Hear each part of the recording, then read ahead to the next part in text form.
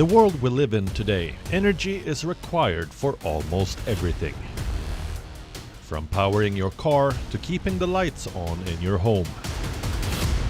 Energy is needed not only for your daily needs, but also for producing everything that humans consume. As the population soars unsustainably, so does the energy demand. The demand in global energy consumption is expected to grow significantly in the coming decades. Let's look at some figures. With the global population expected to increase by 2 billion in the next 2 decades, electricity generation is estimated to increase by almost 49% by the year 2040. So it's very important for us now to try and limit the population to 7.8 billion, which it is today. Any increase will mean greater consumption, will mean greater energy, will mean greater degradation, and all these things which are connected with it. For 2021, the International Energy Agency, IEA, estimates a growth of 4.6%, with more than 2/3 of the current increase in demand coming from developing economies and emerging markets, with a significant increase in the demand for fossil fuels. Reports also suggest that the demand for coal alone is projected to increase by almost 60% more than all renewable energy sources combined, leading to a rise of almost 5% in global emissions. It is of utmost importance for us to flip to green energy, because we all know that non-renewables means non-renewables. It will finish one day. So the sooner that we go on to renewables, it is better. And we have to then conserve our natural resources as far as possible. So everything we have to do is to be recycled and regenerated, rather than thrown away or wasted. All forms of electricity generation have an environmental impact on our air, water, and land. Governments need to invest in improving the efficiency of energy use to reduce the environmental impact of our energy consumption. This will require us to transition from contemporary technologies to renewables, and meeting the ever-growing demand for energy worldwide. That too in a sustainable manner, and it is a key challenge that needs to be overcome.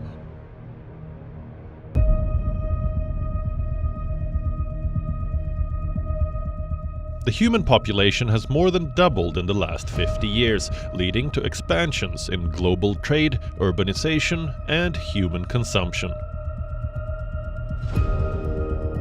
Typically, developing countries have the highest population growth rates. They are also the ones who struggle the most in adopting renewable sources of energy. They often opt for fossil fuels for satiating their energy demand. Resources such as oil, natural gas, and coal will eventually deplete and will not refresh for generations to come. Oil is a resource that has taken millions of years of pressure and heat to come into existence, and a lot of the easy-to-tap oil fields that have been discovered so far have already majorly been exploited.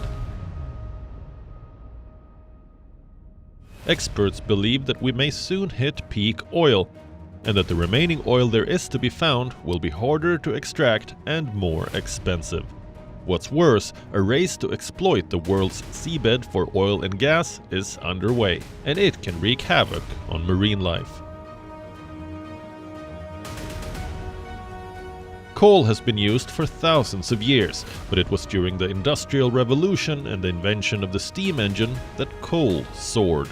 Today, coal supplies more than 1/3 of global electricity generation and plays a crucial role in industries like steel and iron. Coal is extensively used in Asia as it is widely available and cheap. But this industry is also environmentally destructive.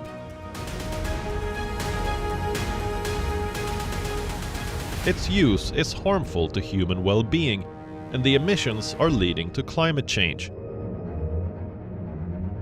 And then there is nuclear power, but it poses numerous threats to people and the environment.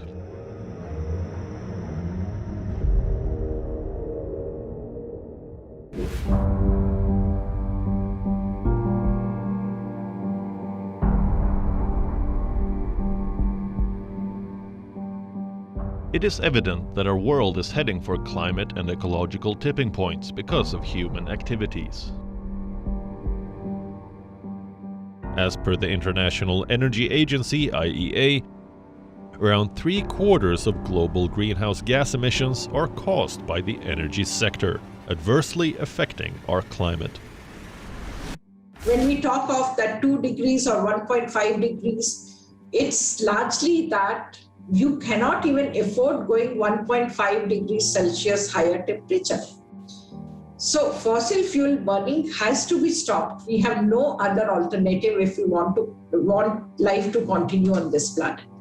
There are so many things which are ignored, and that is indoor air pollution. If you're simply burning wood in kitchens which are not well ventilated, it is going to have impact on every individual in the house.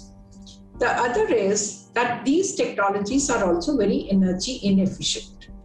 So the moment you go either for gasifier or biomass, the biogas, you are offering cleaner fuel to the general public, the people who are staying in the villages.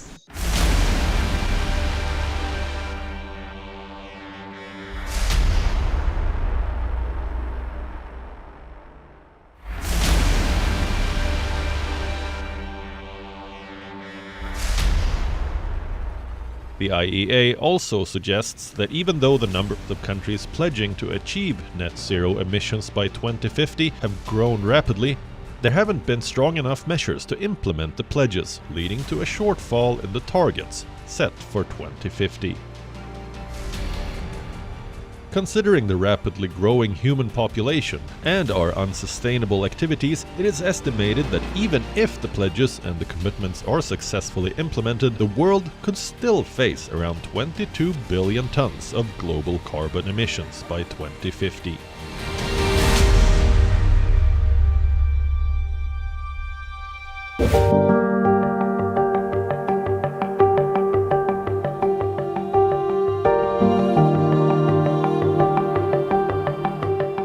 The COVID-19 pandemic brought the world to a standstill for most of 2020. The lockdowns resulted in an estimated drop of around 2.4 billion tons in global carbon emissions. However, as per experts, the carbon emissions were set to bounce back in 2021, led by strong global demand for coal in producing electricity. As per a recent report by the International Energy Association, carbon emissions could increase by almost 5% in 2021, with the demand for coal being the key driver. Even though there is a global increase in demand for renewable energy sources, the expected rise in demand for coal will rule out the use of renewables by almost 60%. Along with the coal industry, the oil industry is yet another element causing adverse effects on our environment. India is currently dependent on coal and oil to a great extent. In fact, India is the largest net importer of coal. A lot of coal is being imported from countries like Australia. I think there is a need to transition from this towards renewables, solar and wind both. And this transition or transformation needs a lot of policy incentives, a lot of policy changes, and also requisite infrastructure, operational and feasibility details, as well as, of course, the public support. A contentious issue from the oil industry is the use of fracking. This technique, which has been in use since the 1940s, involves injecting water, sand, and other chemicals at high pressure into an oil well or natural gas well after a perforating gun has created fissures in the ground inside the shale. the solution pumped into the well opens up the cracks to increase the production from the well. The controversial part of this is that the cracks created can lead to dangerous chemicals leaking into the groundwater and affect the water table, leading to serious problems for homeowners in the areas surrounding the sites. The continuous use of non-renewable resources for energy production is not only driving them towards depletion, but also the release of greenhouse gases like carbon dioxide, methane, and many other gases. Burning the non-renewable resources is eventually leading to pollution, warming up our environment.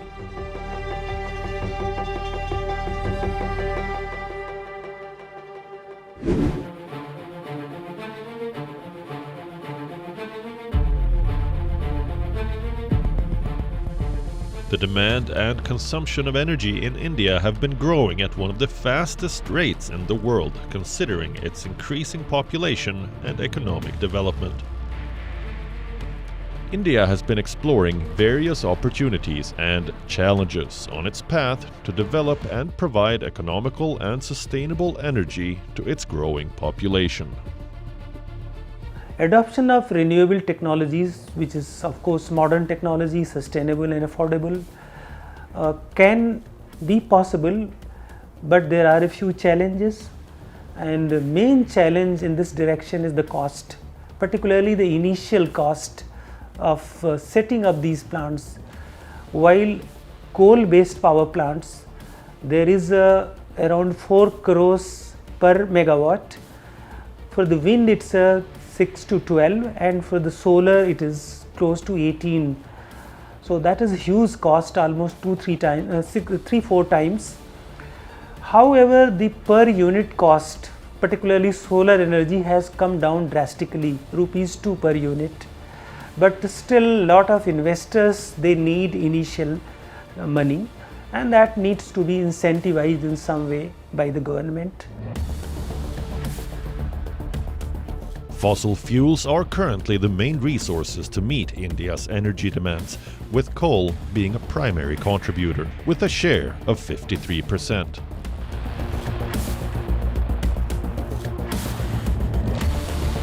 However, modern renewable sources of energy, such as solar and wind power, are also gaining ground rapidly in the country. According to the International Energy Agency, India is on the edge of entering a solar power revolution, which could replace coal as its major source for producing energy. In the present scenario, solar energy is the cheapest energy available from renewable sources, which is available in abundance all over India. However, the same is available only for 9 to 11 hours in a day, and therefore other renewable energies will also has to be opted for. The wind energy is the second cheapest energy available in India. Currently, with an installed capacity of 38 gigawatts, India has the 5th largest installed solar power capacity globally, and targets to achieve about 450 gigawatts of renewable energy production by 2030, with 280 gigawatts coming from solar power. I think we are moving, and especially this transition to solar energy and the way its prices are coming down, that is going to be the main vehicle to ensure that energy is available, and our villages, the people in villages are able to grab this opportunity, and with energy excess, their development will be much faster. In 2020, India opened the world's largest solar power plant in Rajasthan's Jodhpur district. The Badla Solar Park covers 5,700 hectares of the desert with a maximum capacity of 2,245 megawatts. Currently, Rajasthan produces over 5 gigawatts of solar power per year. Rajasthan also houses the 5th largest installed wind power generation capacity in the country, with more than 4.3 gigawatts of installed wind power capacity. The potential of India's inclusion of solar energy as a renewable resource for energy production has always been great. The government of India has announced the target of renewable energy installation by the year 2022 as 175 gigawatt. Out of this, 95 gigawatt of renewable energy has already been installed by March 2021, and another 30 gigawatt is expected by end of 22. However, but with this, we will be able to achieve only about 70% of the targeted capacity. This is mainly reduced due to the pandemic COVID-19 situation prevailing for more than 18 months. Today, many areas within various airports across the country harness solar power. In January 2014, Indira Gandhi International Airport in Delhi became India's first airport to get a solar power plant installed with a capacity of 2.14 megawatts. The generated electricity is used for the aeronautical ground lighting systems and supplementary buildings at the airport's airside. The capacity of 2.14 megawatts was increased to 7.84 megawatts in 2016, making the airport largely dependent on green energy. To safeguard the health of women and children of households living below the poverty line, the Indian government launched the Pradhan Mantri Ujjwala Yojana on the 1st of May 2016. 50 million LPG connections were provided to more than 40 million households across the nation as a healthy alternative to coal and firewood. The scheme has been included in the next union budget, targeting 10 million beneficiaries. Another noteworthy initiative, in January 2015, India launched the Ujjwala scheme, in which LED bulbs and tube lights were offered to domestic consumers to replace the conventional incandescent models, which consume far more energy. Today, more than 360 million LEDs, which have been distributed across the nation, saving more than 40,000 million kilowatts per year, and reducing carbon emissions by more than 30 million tons per year in a lighting revolution that has been remarkable. In a first-of-its-kind effort, India gifted solar panels to the United Nations. These have been installed at the rooftop of its headquarters in New York in 2019. Inaugurated by Prime Minister Narendra Modi and leaders from across the globe, the Gandhi Solar Park comprises 193 panels, each representing a member of the United Nations. The park's annual energy output was estimated to be 82,244 kilowatt, equivalent to the energy produced by burning more than 32,000 kilograms of coal.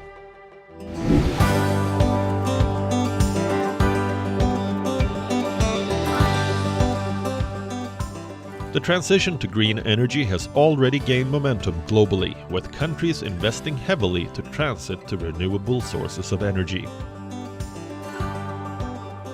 With countries like Germany and the United States of America leading the charts of renewable energy in 2020, India is not far behind.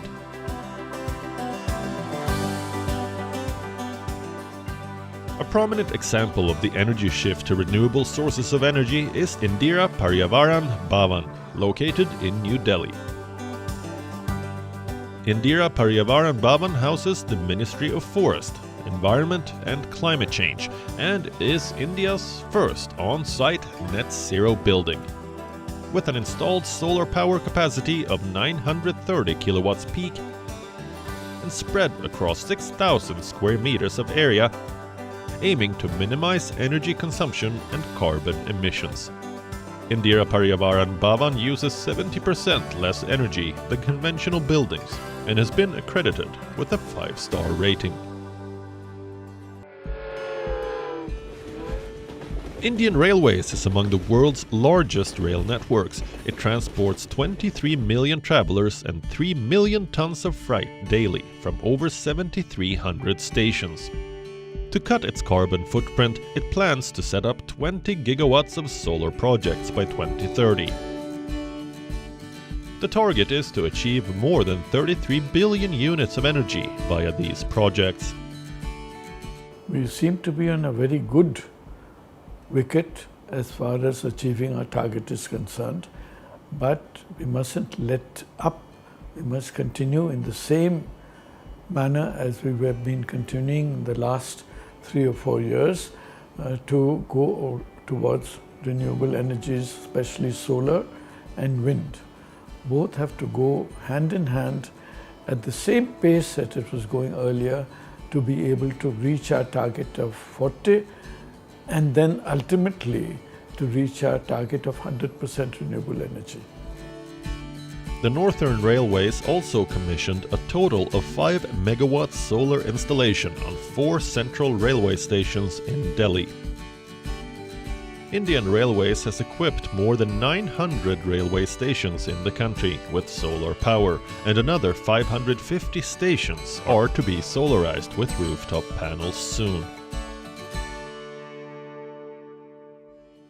Well, when we talk of net zero, it's something which is little difficult to achieve, but not impossible.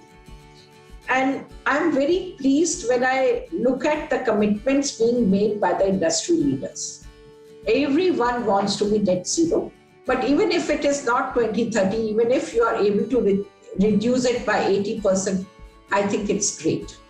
And 2030 may become 2040, may become 2050. But if we are moving in the right direction and we are taking even baby steps, I'll say that we are going to succeed. The fact is that population growth is driving all of our resource problems, including energy. Slowing the population growth will automatically reduce the energy demand. But there is hope. The world is witnessing a transition from non-renewable sources to renewable sources. Renewable sources like solar energy and wind power are among the fastest emerging energy sources that are being adopted at a rapid pace worldwide. Their integration is essential in decarbonizing the power sector for the population to evolve sustainably while avoiding environmental destruction and pollution.